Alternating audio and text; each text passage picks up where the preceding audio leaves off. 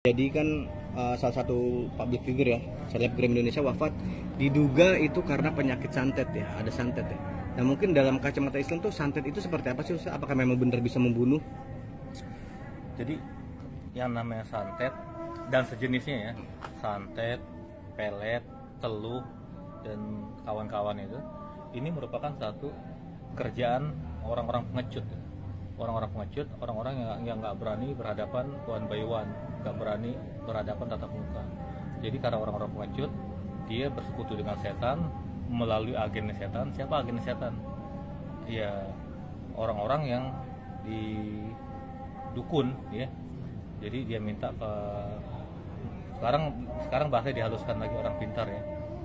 Tolong saya dendam sama ini santet, dan itu bisa aja terjadi kalau bentengnya lemah. Tapi kalau kita harus bentengin diri kita dengan apa? Dengan zikir. Kalau kita dalam hati, walaupun kita lagi belajar Allah Allah Allah zikir kan, itu yang namanya teluh itu nggak akan pernah bisa menembus. Malah yang fatal itu kalau kembali ke orang itu bahaya, fatal. Kalau dia nggak kuat tuh bukan cuma muntah darah lagi, dan ini udah terjadi. Dan ini bukan cuma di Indonesia yang namanya santet, di belahan dunia manapun, apalagi di Afrika, bahkan yang negara-negara maju kayak di Eropa aja, ini pun masih dilakukan itu. Namanya macam-macam ya, ada yang pakai boneka voodoo, ada dengan media macam-macam, tapi tetap itu adalah teluh, tetap itu adalah santet. Ustadz, santet itu cara kerjanya seperti apa Ustadz? Boleh tahu nggak? Jadi ini kan orang yang punya kemampuan khusus. Jadi kayak tadi kita sebut aja ya, orang juga udah rahasia umum, dukun, apapun namanya ya. Kalau kita kan udah familiar itu ya, walaupun bahasa dihaluskan, istilah dihalus, itu caranya dia biasanya butuh media itu apa? Macam-macam lah, ada yang pakai boneka, ada yang pakai hewan ya, tapi poinnya tetap satu, targetnya membunuh. Itu bahaya, minimal bikin orang cacat ya. Dan ini jangan sampai cara-cara begini dilakukan walaupun namanya macam-macam ya. Nah, dalam Islam itu ini kan wafatnya apa? Diduga tahun 2003 meronsen di dalam tubuhnya ada benda asing ya. Nah, apakah itu cara kerja seperti itu, mengirimkan benda-benda asing, karena tidak mungkin jin itu membunuh manusia langsung ya Ustadz ya? Saya nggak bicara orang lain ya, saya bicara konteks keluarga kita. Saya punya keluarga sampai dia tuh muntah darah, padahal dia keluarga saya ini dia sehat, sering olahraga. Begitu di scan kepalanya, kan kalau tubuh kan dirotot, itu dokternya sampai terbelalak. Ini ada gelang-gelang baja, bayangin bisa nggak gelang masuk lewat kepala loh. Dan ini gelangnya bukan gelang kecil loh.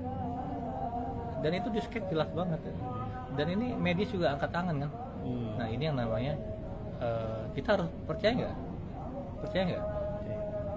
Kalau sedangkan di Al-Quran aja kan harus ciri orang beriman itu, ciri orang bertakwa itu alladzina yu'minuna bil ghaib, harus percaya pada gaib. Yang gaib itu apa? Ya ini santet, teluh, pelet, mal ainan ra'at wala udhunun samiat wala khatarat fi qalbi basyar. Yang gaib itu nggak bisa dilihat dengan mata, nggak bisa dengan telinga, juga dengan kaca indera, tapi dia itu ada. Ya Ustaz, tapi kan banyak kan orang, kita katakan orang pintar itu menggunakan mencampur ayat-ayat Al-Quran untuk melakukan hal itu. Oh itu bahaya. Wala talbisul haqqo bil batil. Jangan kita minyak babi ya, tapi mereknya onta. Ini bahaya. Jangan kita menggunakan satu kejahatan kita kepada klien kita, pada pasien kita. Oh ini pakai ayat-ayat ini, padahal ayat itu nggak ada ngaruhin, dan ayat itu dipakai bukan untuk mencelakai orang, bukan untuk menyakiti orang, bukan untuk membunuh orang. Jadi nggak ada ayat itu buat mendoakan orang itu sehat, Allah angkat penyakit. Itu Kita dalam Islam seperti apa hukumnya ketika santet digunakan? Pelaku santet. Ini kan Islam berkali-kali, santet ini kan dari zaman santet teluh dari zaman Nabi Musa. Nabi Musa itu berhadapan dengan tukang santet, tukang teluh, Raja Fir'aun ya. Bahkan Nabi Ibrahim juga itu berhadapan. Ini kan ada yang benar-benar nyata, ada yang kamuflase, kayak tongkat aja bisa jadi ular. Nah, ini yang dihadapi Nabi Musa dari zaman dulu. Jadi menyikapinya itu ya kita harus perkuat benteng kita, dan ini ngeri kayak gini, ngeri. Makanya kalau kita kosong, jangan sampai kosong. Kita minimal masih kontrol dikit kita. Dan ini hati-hati loh. Kita kadang-kadang suka nganggap remeh, dan kita nggak metik jiwa kita, banyak yang kena. Walaupun kalaupun kena ya memang ajalnya, karena mau disantet mau diteluk kalau belum ajalnya ya nggak akan kena, malah cengengesan kayak orang-orang penjajah Belanda dulu, VOC sering disantet karena dia ini. Hukumnya Ustaz buat pelaku yang Hukumnya itu jelas, ini adalah persekutuan dengan makhluk gaib, dengan iblis dan bala setan. Hukumnya haram, bukan cuma haram ya, tapi dijelaskan dosa besar. wala tulqu bi aidikum ila tahluka, jangan kamu menceburkan diri dalam keadaan, ini kan satu kesatuan yang nyata. Jadi la tusyrik billah, ya bunaya la tusyrik, berapa kali di Al-Qur'an, jangan menyekutukan Allah. Allah tuh nggak suka. Allah tuh cukup kita minta tolong sama Allah, tapi resikonya kalau minta tolong sama Allah harus sabar. Tapi kalau kita minta tolong kepada gaib gitu, apalagi bentengnya lemah, cepat. Nah, itu aja.